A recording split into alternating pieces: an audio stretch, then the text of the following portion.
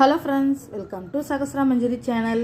இன்றைக்கி என்ன வீடியோ பார்க்க போகிறோன்னா ரொம்பவே யூஸ்ஃபுல்லான வீடியோ தான் பார்க்க போகிறோம்.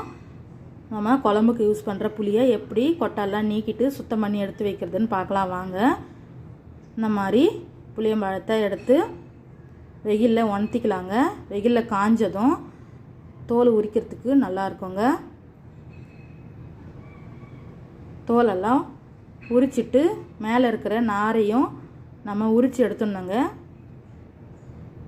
உரித்து எடுத்துட்டு இது நல்லா வெயிலில் காய வைக்கணுங்க.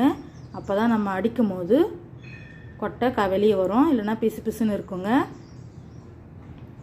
எல்லாத்தையும் இந்த மாதிரி தோல் எடுத்து நாரெல்லாம் உரிச்சிட்டு வெயிலில் காய வச்சுக்கலாங்க.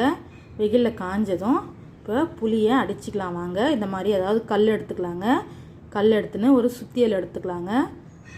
சுற்றி எடுத்து பாருங்கள், இந்த மாதிரி நல்லா காஞ்சதும் இந்த மாதிரி தட்டினா கொட்டை வெளியே வந்துடுங்க.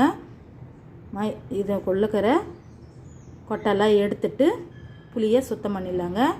அவ்வளோதாங்க, ரொம்பவே ஈஸியானதுங்க.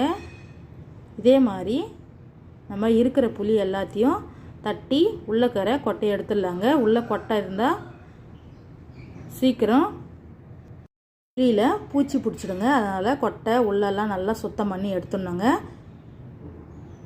ரொம்பவே ஈஸிங்க. இந்த மாதிரி உங்கள் வீட்டில் அதோட ட்ரை பண்ணி பாருங்கள். இந்த மாதிரி புளி ஏதாவது இருந்தால்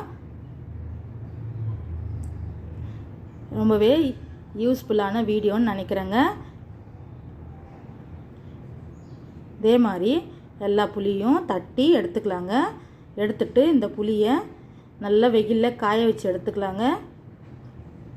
காய வச்சு எடுத்து ஸ்டோர் பண்ணி எடுத்து வச்சுக்கலாங்க. ஃப்ரிட்ஜ்லேயும் எடுத்து வச்சுக்கலாம். அப்படி இல்லைன்னா ஒரு ஜாரில் இந்த புளியில் உப்பு போட்டு எடுத்து வச்சுக்கலாங்க. இந்த வீடியோ பிடிச்சிருந்தா சகஸ்ரா மஞ்சரி சேனலை சப்ஸ்கிரைப் பண்ணுங்கள். பெல் பட்டனையும் கிளிக் பண்ணுங்கள். இந்த மாதிரி யூஸ்ஃபுல்லான வீடியோ பார்க்கணுன்னா சகஸ்ரா மஞ்சரி சேனலை சப்ஸ்கிரைப் பண்ணுங்கள்.